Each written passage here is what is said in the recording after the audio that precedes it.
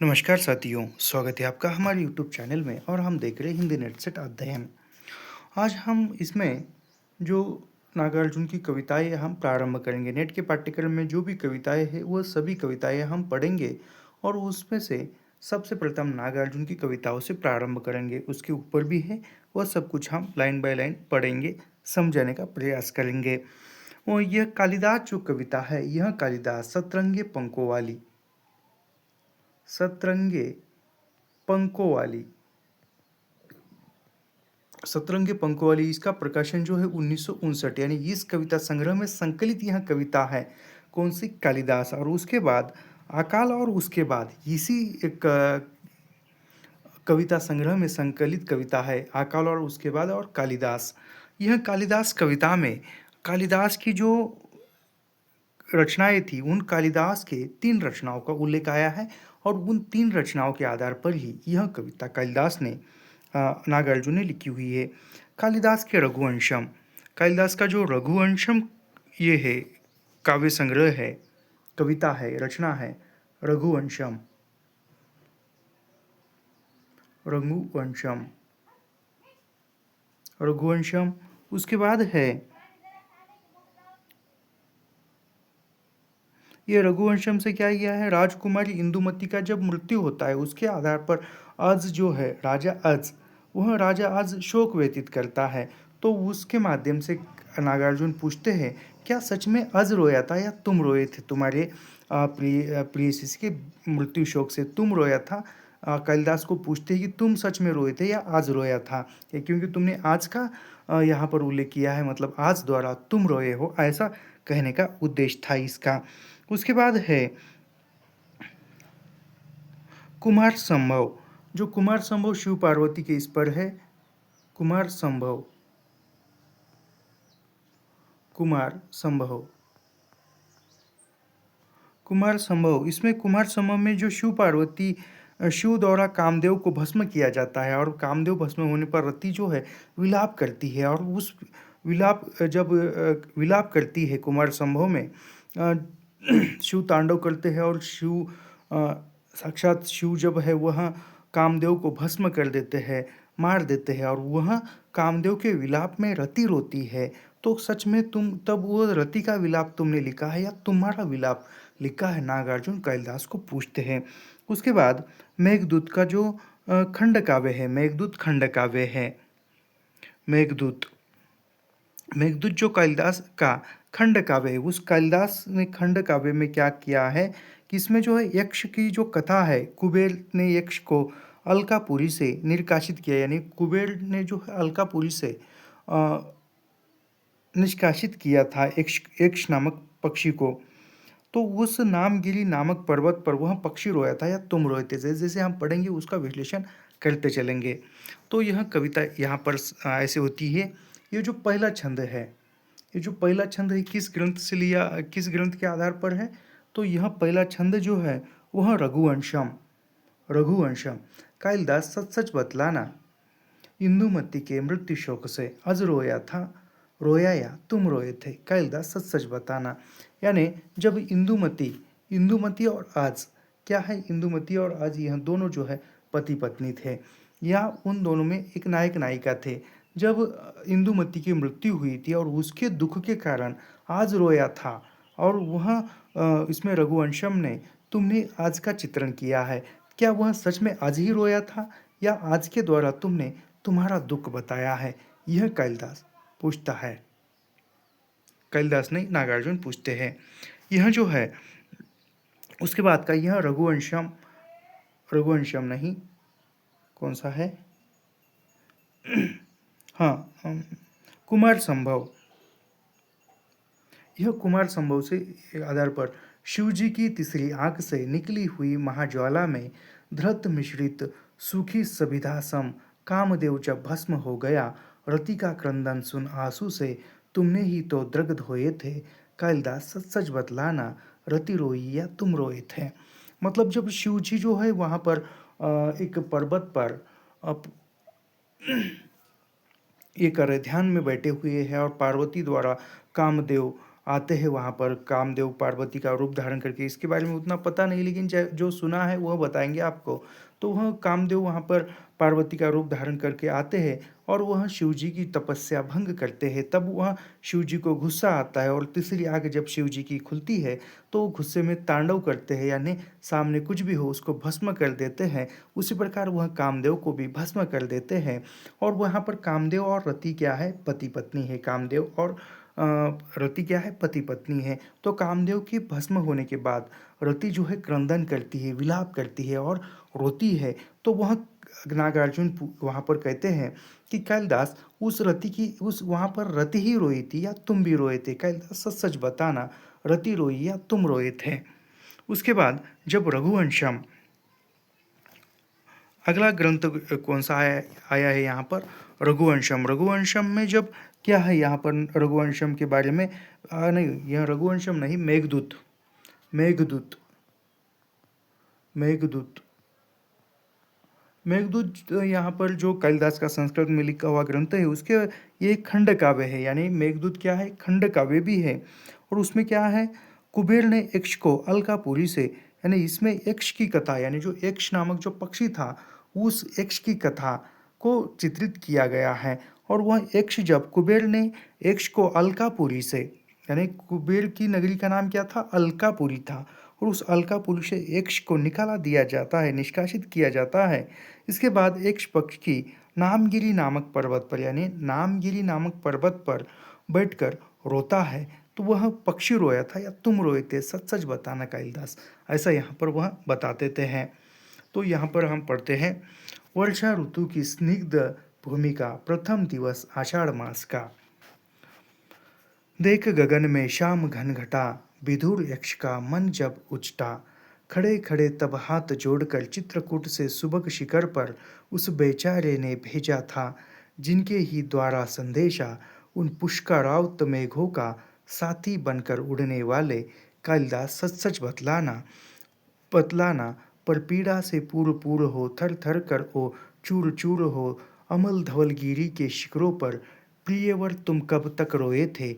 रोया यक्ष की तुम रोए थे। यानी जब वह यक्ष को संदेश लेकर भेजा था और वह संदेश न देकर पर्वत शिखरों पर जब बारिश हुई थी, आषाढ़ माह का प्रथम दिवस था, बारिश हो रही थी और उस वहाँ पर पर्वत शिखरों पर वहाँ घूमते हुए एक मन लग गया और यक्ष वहीं पर रहा और संदेश नहीं पहुँचा। इसके कारण उस यक्ष को कुबेर ने निकाल दिया था। क्या तुम उस पर्वत शिखरों पर घूमकर वह सच में यक्ष पक्षी ही रोया था या तुम भी रोए थे? ऐसा यहाँ पर बता देते हैं कौन, नागार्जुन। फिर से एक बार पूरी कविता एक लय में पढ़ने का प्रयास करते हैं। कालिदास सच सच बतलाना, इंदुमती के मृत्यु शोक से अज रोया था या तुम रोए थे? कालिदास सच सच बताना, शिव जी की तीसरी आंख से निकली हुई महाज्वाला में धृत मिश्रित सूखी स्मिता सम कामदेव जब भस्म हो गया। रति का क्रंदन सुन आंसू से तुमने ही तो दृग्ध होए थे। कालिदास सच सच बतलाना, रति रोई या तुम रोए थे? वर्षा ऋतु की स्निग्ध भूमि का, प्रथम दिवस आषाढ़ मास का। देख गगन में श्याम घन घटा, विधुर यक्ष का मन जब उचटा। खड़े खड़े तब हाथ जोड़कर चित्रकूट से सुबह शिखर पर उस बेचारे ने भेजा था, जिनके ही द्वारा संदेशा उन पूर्वारत मेघों का साथी बनकर उड़ने वाले। कालिदास सच सच बतलाना, पर पीड़ा से पूर पूर हो, थर थर ओ चूर चूर हो। अमल धवल गिरी के शिखरों पर प्रियवर प्रियवर तुम कब तक रोए थे? रोया यक्ष की तुम रोए थे? कालिदास सच सच बताना। यहाँ पर अगली कविता है, बादल को घिरते देखा है। यह नागार्जुन की कविता है, बादल को घिरते देखा है। यहाँ पर बादल को घिरते देखा है कविता में यह एक हिमालय पर्वत के सौंदर्य, यानी जो हिमालय पर्वत के आसपास का, हिमाचल प्रदेश के आसपास का जो भी वर्णन है उसका सौंदर्य वर्णन किया गया है। और एक सौंदर्य परक कविता यहाँ पर यह है, यह प्रकृति चित्रण पर आधारित है। यानी बादल को घिरते देखा है कविता क्या है, प्रकृति चित्रण है। प्रकृति चित्रण और उसके बाद क्या है, हिमालय पर्वत के सौंदर्य पर आधारित है।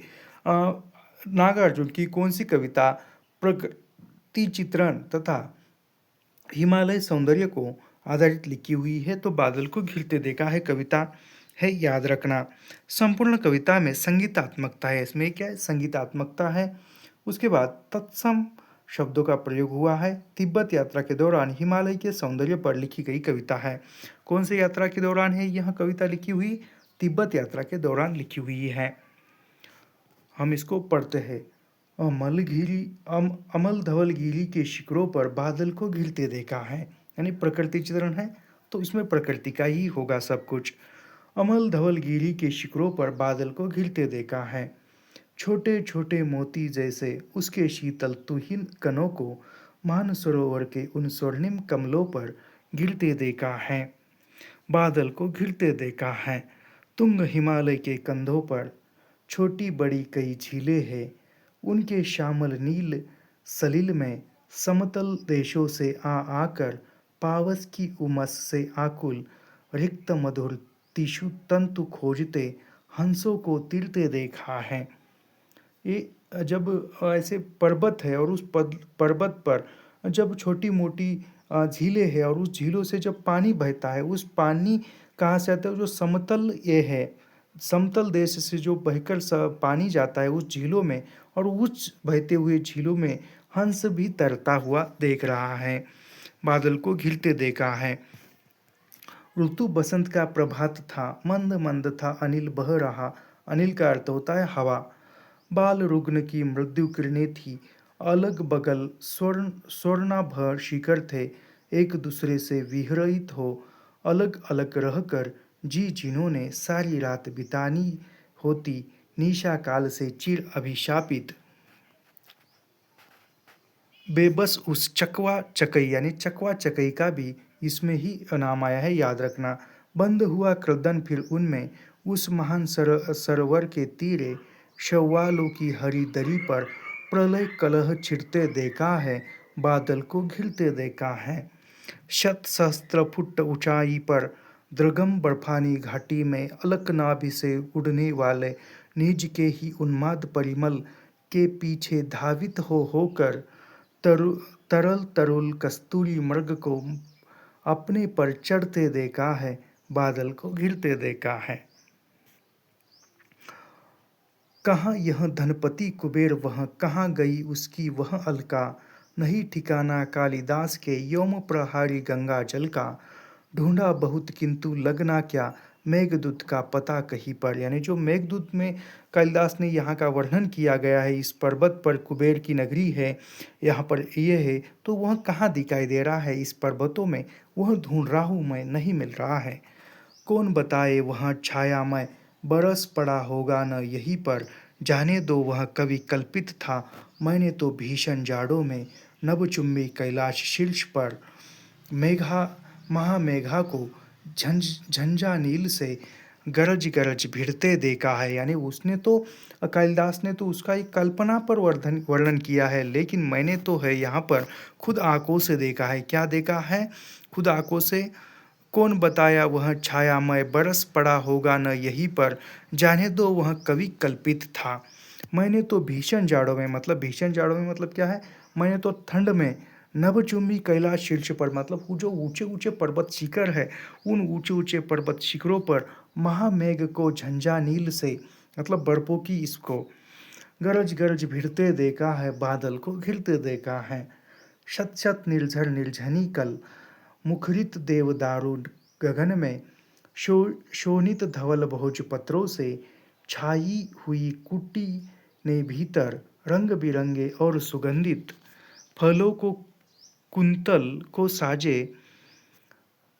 को साजे इंद्रनील की माला डाले, शंख सरीखे सुघड़ गलों में, कानों में कुलवई लटकाए, शतदल लाल कवलवेनी में, रजत रजनी मणि खचित कमलामय, पान पात्र द्राक्षा सव सुपित पुरित रखे सामने अपने अपने लोहित चंदन की त्रिपटी पर, नमक निदान बाल कस्तूरी, मृग छालों पर पथरी माले मदिरा क्रून आँखों वाले उन्मत्त किन्नर किन्नरियों की मृदुल मनोरम अंगुलियों को वंशी पर फिरते देखा है, बादल को घिरते देखा। यानी यहाँ पर क्या है, चकवा चकई और किन्नर किन्नरियों, जिसका भी वर्णन आया है, याद रखना। ये काफ़ी लयात्मक कविता है, गए शैली में भी इसको हम ये कर सकते हैं, गा सकते हैं, प्रयास करेंगे। अमल धवल गिरी के शिखरों पर बादल को घिरते देखा है, छोटे छोटे मोती जैसे उसके शीतल तुहिन कणों को मानसरोवर के उन स्वर्णिम कमलों पर गिरते देखा है, बादल को घिरते देखा है। चलो छोड़ो, उतना गला हमारा अच्छा नहीं है। अब अकाल और उसके बाद। अकाल और उसके बाद यह काफ़ी छोटी कविता है, ये केवल 8 पंक्तियों की कविता है। इंटरव्यू में कभी कभी पूछा जा सकता है कि आपको जो भी कविता याद है बोलिए, तो ऐसी छोटी कविता याद होनी चाहिए। उसके बाद रोटी और संसद, जो धूमिल की कविता है, ऐसी छोटी कविता है। यह अकाल और उसके बाद, यानी जब अकाल आता है और वह अकाल की स्थिति को दर्शाया है, और उसके बाद अकाल जब खत्म होता है, वो जब किस प्रकार अकाल खत्म होता है तो प्रकृति में क्या क्या परिवर्तन आते हैं, वह इस कविता के माध्यम से बताया है। अकाल और उसके बाद 1952 में यह कविता लिखी हुई है, प्रकाशित है। कई दिनों तक चूल्हा रोया, चकी रही उदास, कई दिनों तक कानी कुतिया सोई उनके पास, कई दिनों तक लगी भीत पर चिपकलियों की गश्त, कई दिनों तक चूहों की भी हालत रही शिकस्त। मतलब अकाल है तो कई दिनों तक चूल्हा रोया। अकाल है तो खाना बनाने के लिए, चूल्हे पर खाना बनाने के लिए अनाज ही नहीं तो चूल्हा कहाँ से जलेगा, नहीं जलेगा। तो चूहा रोया, यानी कई दिनों तक चूहा रोया है, मतलब चूहे को भी कुछ खाने के लिए नहीं है, और अनाज नहीं है तो चक्की में भी पिसवाने के लिए क्या लेके जाए। तो कई दिन तक चूहा भी भूखा है तो रो रहा है, और चक्की भी उदास है, उसको भी पिसवाने के लिए कुछ अनाज नहीं है। कई दिनों तक कानी कुतिया सोई उसके पास, मतलब कानी कुतिया जो है उसके पास जाकर सोई थी। कई दिनों तक लगी भीत पर चिपकलियों की गश्त, यानी कई दिनों तक जो चिपकलियाँ जो है दीवार पर वैसे ही बैठी रही। कई दिनों तक चूल्हों की भी हालत रही शिकस्त, यानी कई दिनों तक चूल्हा भी जो है स्तब्ध स्थिति में, मौन स्थिति में बैठा हुआ है। अभी यह है अकाल का वर्णन। अभी वहाँ अकाल गया, बारिश हो गई, और उसके बाद दाने आए घर के अंदर कई दिनों के बाद, यानी कई दिनों के बाद जब बारिश हुई, अकाल खत्म हुआ, बारिश हुई, और कई दिनों तक घर में जो है अनाज आया। दाने आए घर के अंदर कई दिनों के बाद, धुआं उठा आंगन से ऊपर कई दिनों के बाद। मतलब दाने आए, दाने आने के बाद तो वह पिसवाया गया, फिर वह पिसवाने के बाद जो चक्की की उदासी थी वह भी छूट गई, और फिर वहाँ चूल्हा जलने लगा, और चूल्हे से भी धुआं उठने लगा। ऊपर कई दिनों के बाद चमक उठी घर भर की आंखें कई दिनों के बाद, कोये ने खुजलाई पांखें कई दिनों के बाद। ऐसे ही मदमस्त 8 पंक्तियों की यह कविता है नागार्जुन की, अकाल और उसके बाद। ये यहाँ पर जो है पूछा गया था, ये 2 पंक्तियों के अंदर से पूछा गया था पिछले नेट के पेपर में, अभी नहीं है, मेरे ख्याल से 2023 या 22 में पूछा था, लेकिन पूछा था। कई दिनों तक चूल्हा रोया, चकी रही उदास, कई दिनों तक कानी कुतिया सोई उसके पास, कई दिनों तक भीत पर छिपकलियों की लगी गश्त, कई दिनों तक चूल्हों को भी हालत रही शिकस्त, मतलब चूल्हे पर कुछ नहीं है। दाने आए घर के अंदर कई दिनों के बाद, धुआं उठा आंगन से ऊपर कई दिनों के बाद, चमक उठी घर भर की आंखें कई दिनों के बाद, कोई ने खुजलाई पांखें कई दिनों के बाद। उसके बाद क्या है, खुदरते पैर, जो 1961 में है, खुदरते पैर। यह कविता जो है खुदरते पैर, यह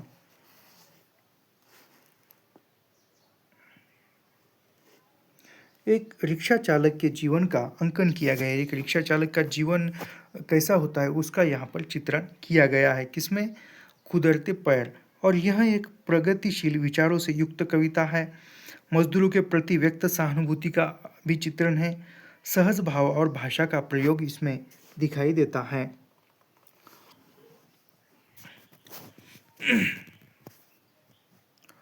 खूब गए खूब गए दुधनिया निगाहों में फटी विवाहियों के खुदरते पैर, धस गए कुसुम कोमल मन में, गुठल घटों वाले कुशील कठोर पैर दे रहे थे गति, रबड़ विहीन ठूठ पैंडलों को चला रहे थे। मतलब पैर जो है वहाँ एक नहीं दो नहीं तीन तीन चक्र कर रहे थे। माता त्रिविक्रम वामन के पुराने पैरों को नाप रहे थे धरती का अनहद फासला। मतलब जो रिक्शे को तीन ये रहते हैं, टायर रहते हैं, वहाँ घंटों के हिसाब से ढोए जा रहे थे। मतलब घंटों के हिसाब से देर तक देर तक टकराए उन दिन उन उस दिन इन आँखों से वे पैर भूल नहीं पाऊंगा। फटी विवाहियाँ खूब गई दुधिया निगाहों में, धस गई कुसुम कोमल मन में।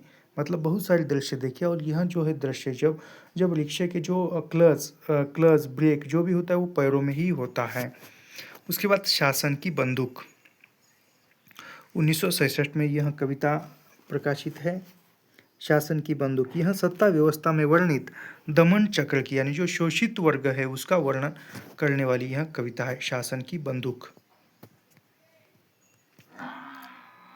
खड़ी हो गई चाप कर कंकालों की हुक, नभ में विपुल विराट सी शासन की बंदूक। उस हिटलरी गुमान पर सभी रहे हैं थूक, जिसमें कानी हो गई शासन की बंदूक। बड़ी बधिरता 10 दूनी बने बिनोबा भूमुख, धन्य धन्य है वह शासन की बंदूक। मतलब जो ये है, ये सत्य सोई घायल हुआ गई अहिंसा चूक, जहाँ तहाँ दगने लगी शासन की बंदूक। जल उठी पर बैठ कर गई कोकिला कूक, बाल न बाका कर सकी शासन की बंदूक। मतलब जो शोषित वर्ग है, जो अन्य अत्याचार करने वाला वर्ग है, शासन की बंदूक उठती तो है लेकिन उन पर चलती नहीं है, वैसी ही उठी ही रहती है, यानी कुछ नहीं करती है। जो भी हो रहा है वो एक देखते ही रहती है शासन की बंदूक। यहाँ पर एक व्यंग्यात्मक कविता है और यहाँ पर शासन पर या सरकार पर एक ये किया गया है, व्यंग किया गया है। अभी मनुष्य हूँ कविता यहाँ पर आगे है।